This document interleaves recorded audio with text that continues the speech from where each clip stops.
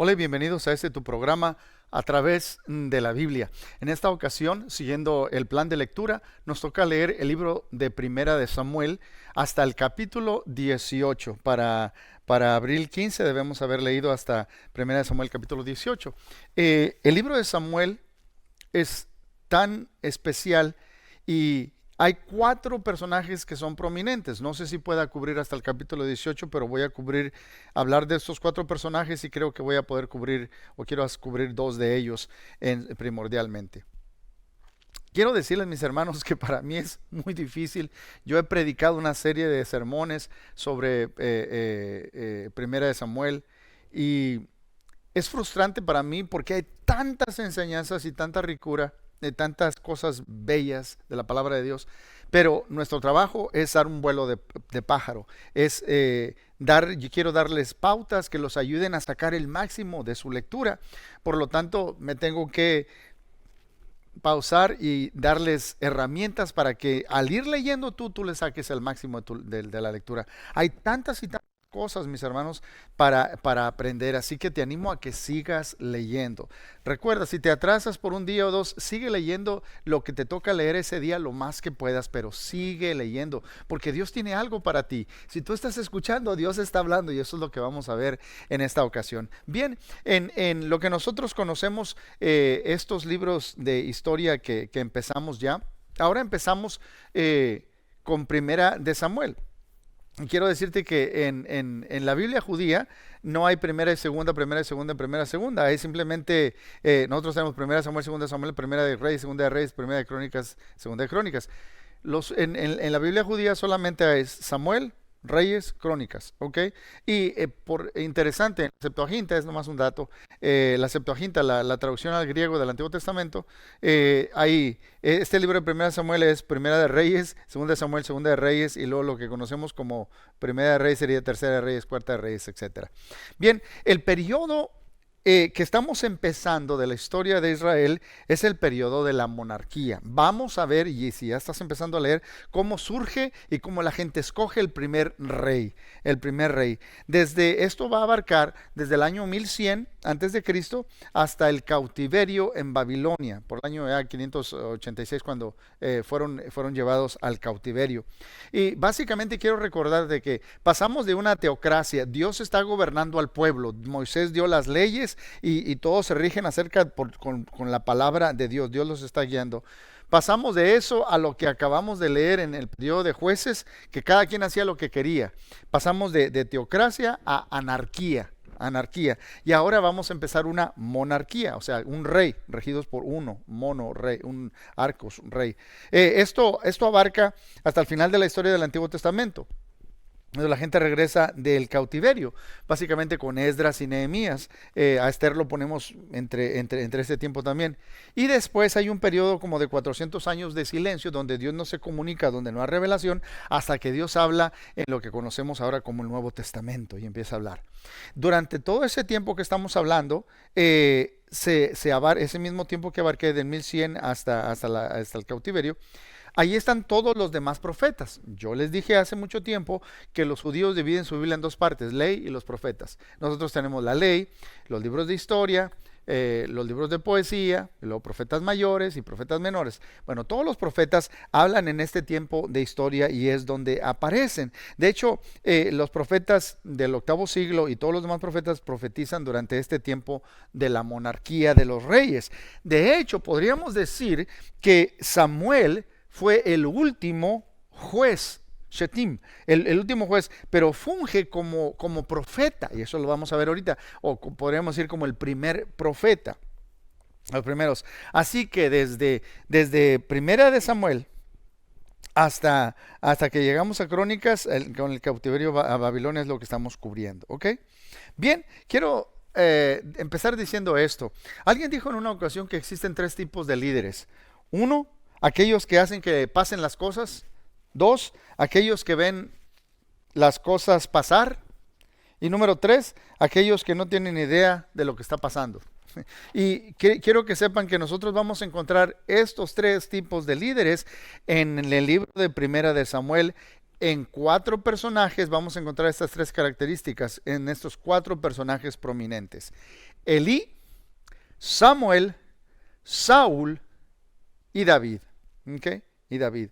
Ellos son los 4 personajes.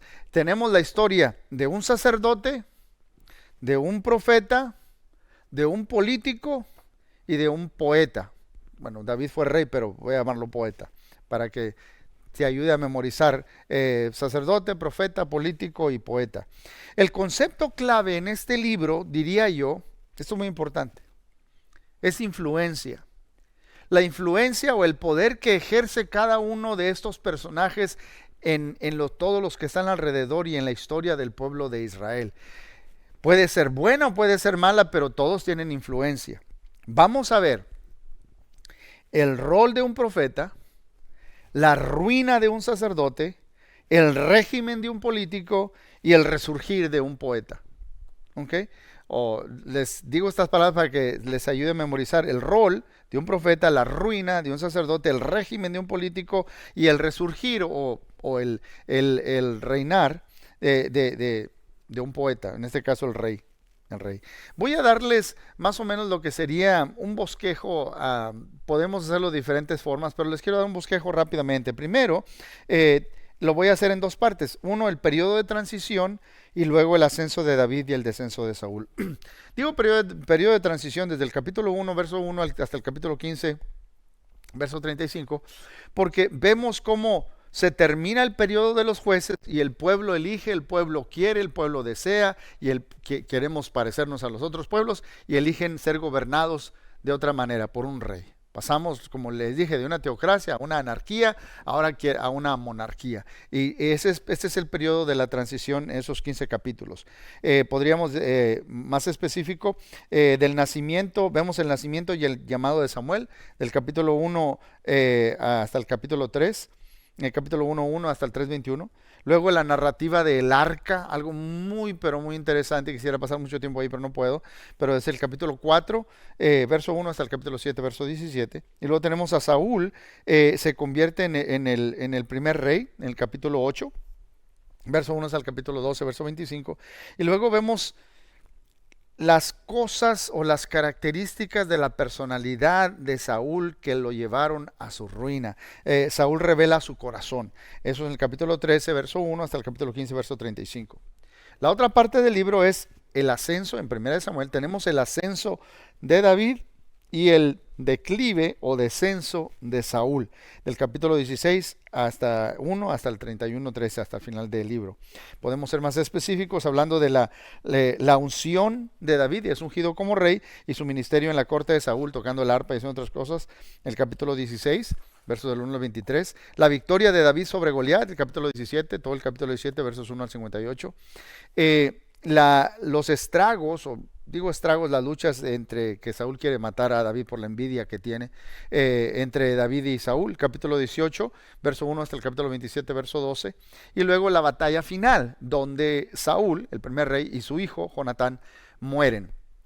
El capítulo 28, verso 1 hasta el 31:13. Segunda de Samuel va a empezar con el lamento y el canto que compone David a la caída de estos grandes. Bien, quiero, antes de empezar el texto, a meterme el texto, quiero que entendamos algo. ¿Se acuerdan que en el libro de Jueces hablamos de cómo Dios les dijo que sacaran a los pueblos? Ellos no los hicieron en su totalidad, siempre tuvieron estragos y problemas, pero ahora ha llegado una nación o un pueblo que se está esparciendo porque su poder marítimo que tienen se han establecido a través de las costas del mar Mediterráneo, y estos son los fenicios, los filisteos. Los filisteos se establecen. Ahora, yo quiero que entendamos algo. Si ven un mapa y vemos que hay una creciente fértil entre lo que es Egipto, bueno, se lo volteo hacia abajo para ustedes, aquí está Egipto y aquí estaría Mesopotamia, las dos grandes civilizaciones, y en medio de esa creciente fértil, donde había el transporte y el comercio y todo, estaba Israel puesto. La tierra prometida que Dios le prometió a Abraham estaba allí. Y por eso después en Isaías veremos, iban a ser una luz para las naciones. Pero ahora los filisteos, este pueblo que acaba de inmigrar, se está estableciendo en la costa y están controlando todo el comercio que pasa por ahí en vez del pueblo de Dios. Arriban a este lugar y ahora están ejerciendo un control también. Ahora ellos tienen las herramientas para afilar las armas de guerra, etcétera, y empiezan a tener un poderío económico y a ejercer control sobre los demás pueblos en esa región.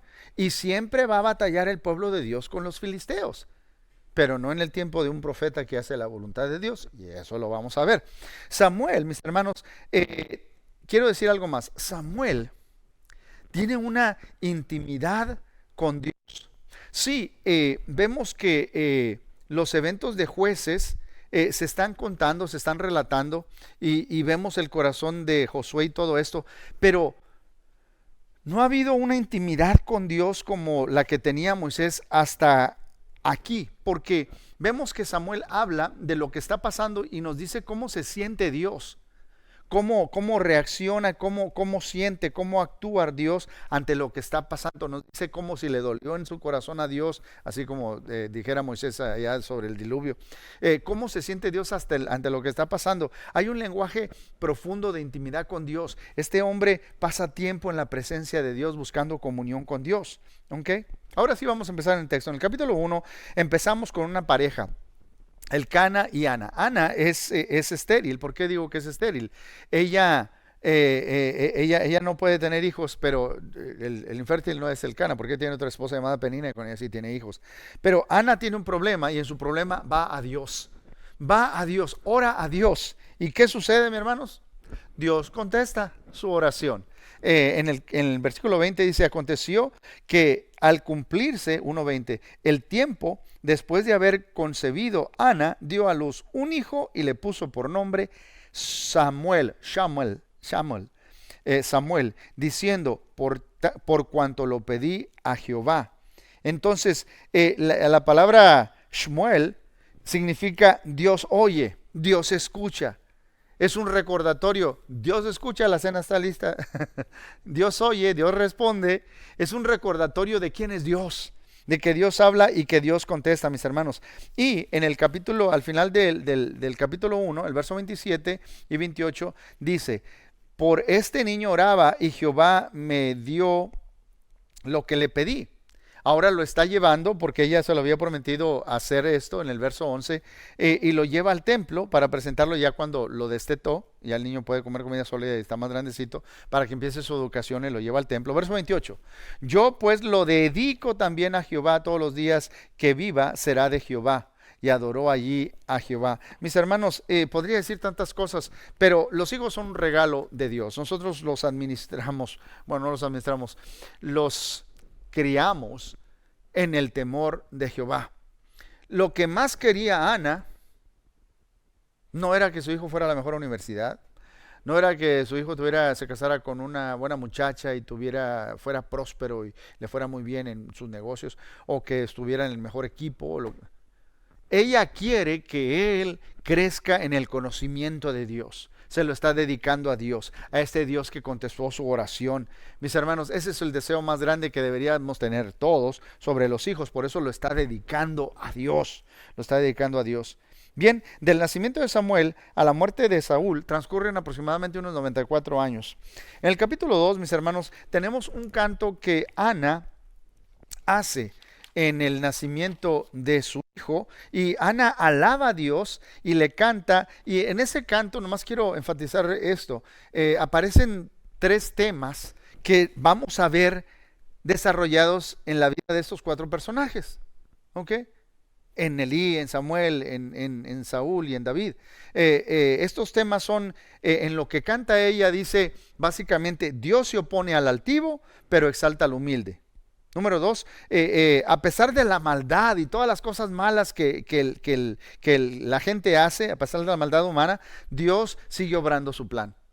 Y número 3, hay una profecía de que Dios va a levantar un rey a su pueblo, un rey mesiánico. ¿Ok? Ahora sí, vamos a ver ahora lo que les dije, la ruina de un sacerdote. En el capítulo 2, verso 12, nos dice que los hijos de Elí eran hombres impíos y no tenían conocimiento de Jehová. Es interesante, este es el sacerdote del pueblo y sus hijos no tienen conocimiento de Dios y están sirviéndole a la gente, están sirviéndole a Dios. Esto es terrible, mis hermanos. Estos dos hijos, Ofni y Fineés, eran inmorales, se acostaban con mujeres, mis hermanos. En vez de estar adorando a Dios, estaban viendo a las mujeres y tenían relaciones sexuales con ellas ahí cerca, cerca del templo. También tomaban de lo que era sacrificado para Dios. Entendamos, cuando leímos allá los libros de la ley, de todos modos, ellos de ciertos servicios de comunión les tocaba una parte a ellos, pero ellos querían más de lo que se estaba dedicando a Dios, etcétera. Lo que era para Dios lo estaban tomando para ellos. Y dice el verso 22 que Elí oía lo que estaban haciendo sus hijos, mis hermanos, y él les habla, pero nunca tomó acciones y nunca fue consecuente. Nunca les estorbó, para que me entienda.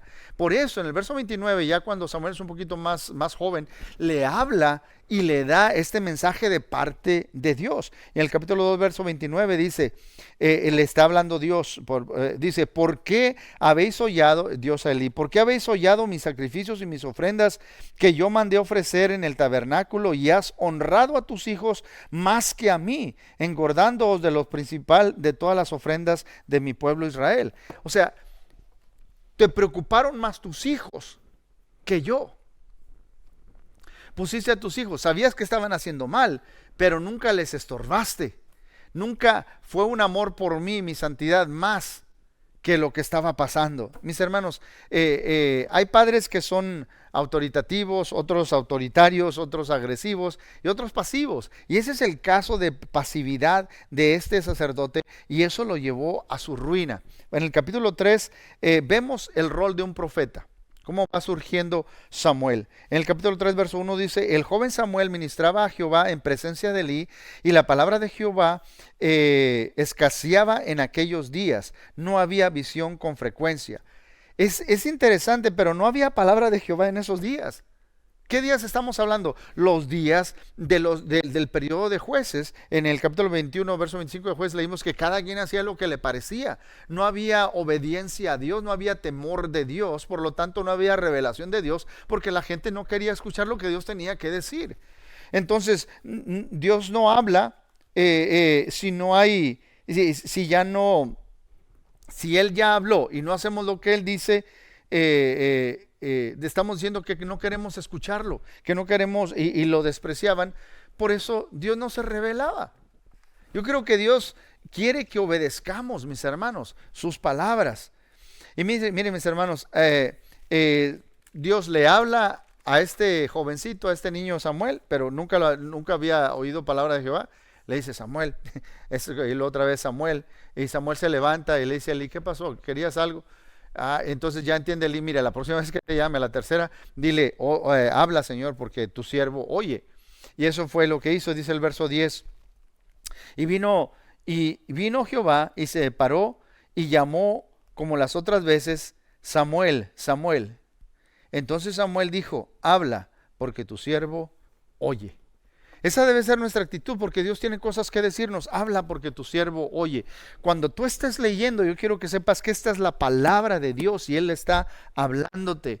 Él está hablándote. Y si tú dices, Señor, muéstrame lo que yo necesito escuchar, el Espíritu Santo va a impresionar lo que estás leyendo a tu corazón. Dios te habla cuando tú estás dispuesto a escuchar y a obedecer su voluntad. En el verso 19 nos dice, y Samuel creció y Jehová estaba con él y no dejó caer a tierra ninguna de sus palabras. Quiere decir que Dios cumplió todo lo que dijo por medio del profeta. Y todo Israel, desde Dan, allá mero arriba en el norte, hasta Berseba, a mero parte en el sur, conoció que Samuel era fiel, ¿qué? Profeta de Jehová. Profeta de Jehová. Mis hermanos, en el capítulo 4 tenemos algo que... Wow, no tengo tiempo para decir lo apasionado que me siento con este capítulo 4 hasta el 7. El arca es capturada por los filisteos. Vas en guerra contra los filisteos, mueren como 30,000 y a los tontos dicen, hey, pero ahora ¿por qué no llevamos el arca? Yo les dije que el arca es esa caja que tiene los querubines arriba y la presencia de Dios estaba allí directamente para tener contacto los humanos con Dios. Entonces se llevan el arca al campo de batalla pensando, si tenemos el arca ahora vamos a ganar. Pues son derrotados y los filisteos se llevan el arca, mis hermanos. Mueren Ofni y Fineés. Todo que le había profetizado el profeta Samuel a este viejito sacerdote Elías está sucediendo. Cuando le traen la noticia a Elí de que sus 2 hijos murieron en batalla, y lo último que escucha es que el arca ha sido tomada, se cae hacia atrás de la silla en la que estaba ya de sus 90 y tantos años, se pega en la cabeza, se desnuca. Dice el capítulo 4, verso 18, y su nuera está dando a luz, se precipitó el parto cuando oye todas esas noticias, que muere su esposo Finés, que muere su abuelo, que es el sumo sacerdote, y que se han llevado el arca. Ella le puso al niño, dice, ten ánimo, vas a tener un niño, pero le puso por nombre Icabod. Icabod quiere decir traspasada en la gloria de Israel, ya no está el arca. Esto es terrible, mis hermanos, pero quiero decir, cuando ponen el arca, la llevan como un trofeo a los filisteos y lo ponen ante Dagón. Perdonen que les digo esto, pero suena bien raro el nombre de Dagón. No sé si han visto el logo de Starbucks, pues era mitad pez y mitad humano, y pusieron el arca ahí. ¿Saben qué? Cuando vinieron los sacerdotes el siguiente día al arca, decir, se la dedicamos a nuestro Dios que nos dio la victoria, pues esa imagen de Dagón estaba tirada en el suelo, postrada, eso es adorar ante el arca. Y luego vienen enfermedades, y entonces la pasan de un lugar a otro, y básicamente a donde quiera que va el arca, la gente ahí se está enfermando, hay ratas por todas partes, y básicamente les están dando cuenta, esta arca está trayendo todo esto, la llevan hasta la frontera y ahí la dejan ir en un guayín. Después usted puede leer toda la historia, es bellísima, y ya regresa. Dios no necesita de un ejército, Él pelea la victoria por Él mismo, Él no necesita, pero su pueblo lo ha dejado, se ha olvidado de todo lo que ha hecho, y este pueblo enemigo, Dios está mostrando que Él es Dios y es soberano y que Él es santo, mis hermanos. Podría hablar mucho, pero wow, esto es maravilloso. Quiero terminar con el capítulo 7, verso 13, que dice, para un resumen, recuerden, un sacerdote, la reunión de un sacerdote, y luego aquí tenemos el rol de un profeta. Dice el verso 13, capítulo 7, verso 13, así fueron sometidos los filisteos y no volvieron más a entrar en el territorio de Israel, y la mano de Jehová estuvo contra los filisteos todos los días de Samuel. He aquí un hombre fiel que escucha la palabra de Jehová y que obedece, y Dios le da victoria. Y el pueblo es bendecido porque hay un profeta que sí obedece a Jehová. Mi hermano, sigue leyendo. Dios tiene algo para ti.